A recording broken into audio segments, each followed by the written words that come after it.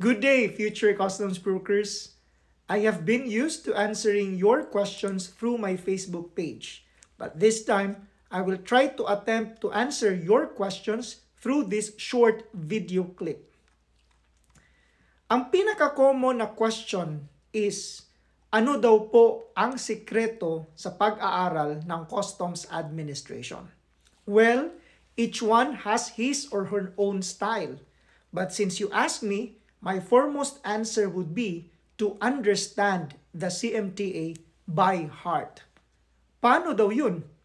You read the Customs Modernization and Tariff Act. Find a good reference reading material that could help you better understand the CMTA.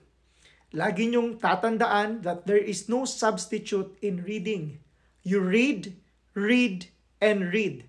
At sa araw-araw na binabasa ninyo yung 315 sections ng Customs Modernization and Tariff Act, dahan-dahan yung maintindihan yung bawat section ng batas. Reading is the first step in understanding the CMTA. Hindi ba mahirap yun, attorney? Of course not.